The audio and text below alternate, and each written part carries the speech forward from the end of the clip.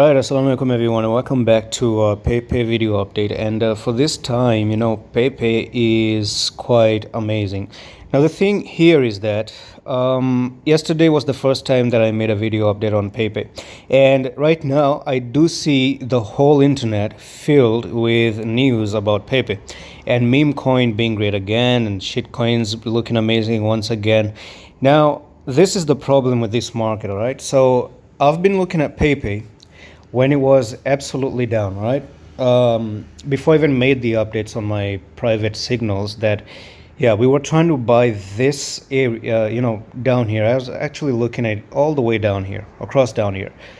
And now that it's actually up here, I didn't realize that it's going to make headlines on the internet.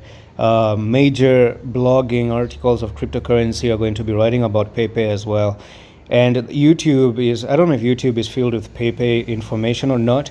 Now, I'm not here to contribute into that hype at the moment, because what I'm about to say is rather different from what other people are thinking. Yeah, it's a nice, good feeling right now, and I'm going to tell you, based on a psychological mindset, when you feel that things are amazing, because this is not a birthday party where people are going to come and bust balloons and feel good about, make other people feel good about this thing.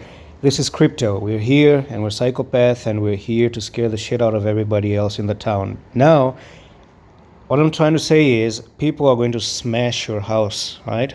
They're going to try to smash your house and your car windows as well, because they want to have the best looking houses and the best looking cars. And if I have to keep this in a very simple language, then you're looking, who tells you that there's any wisdom buying high like this? Where's the wisdom of buying green candles? There's no any wisdom buying green candles, especially when you're already 8 to 10x at the moment. That's really, really huge. Now, if you have profits, take your profits, right? Keep a little bit if you want to keep a little bit. But if you're thinking of, come on, let's buy more Pepe, maybe you have to think again, right? Now here we go. Let's see if we have any negative information on the 1 hour time frame as well. So on the 1 hour time frame, there's one thing I'm going to tell you. Yesterday I gave you a technical target of a 44% move to the upside. That actually happened, and you even got a little bit of overextended at the moment. So it could be time to actually come down and who knows, come to this support area, which is actually down here, and you can actually retest this zone, because people might be longing the coin, and it could be interested to actually go down and liquidate people who are longing the coin. So on a technical perspective, I'm going to bring in a trend line here, and you do have this little bit of a resistance going on right there, and you also have one more resistance coming up. So you also have this one right over here. Now this, of course, isn't really that bad, right? This in itself is not that bad, and I'm going to tell you why.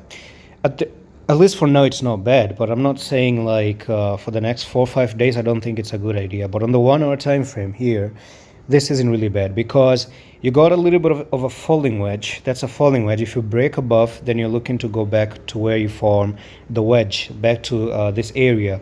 But from there onwards, you have to be really, really careful, because you might end up having the first top, the second top, make a huge M here, and then you go down and you collapse all the way to the downside, as I'm telling you.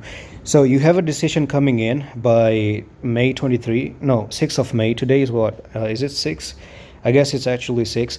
But in some few hours, you're going to get a break above, and then you go all the way up, or you break below and you go all the way to the downside as well. So it depends on the break. If I show you this one on the 15 minutes time frame, it's going to make way more sense. So let's go back to the 15 minutes time frame right over there. Some you can say it's actually like this. On the 15 minutes, it actually look a little bit just like that as well. And you got this trend line starting off from there to there. Yeah, so it's actually very clear that you got a falling wedge on the 15 minutes time frame. So 1, 2, 3, 4, come for the fifth. This is going to be I don't know, the A, the B, the C, the D, and the E, and it actually does follow this Elliott ABCDE rule for the falling wedge. And then you just have to come down a little bit more, take the stop losses, and then break out, go back above if it breaks out, and then from here you got that one resistance. Now if you do smash through the resistance, it's a different scenario. You might actually end up continue to go to the upside, but if you end up being rejected here, then you have a good potential that you make first bottom, second bottom, come down, move even lower, and who knows, you can go back up and make a triple bottom as well. Anything is possible, but at the moment the closest thing you have to keep an eye on is the falling wedge. So that's it, and I'm going to see you the next one. Allah Hafiz.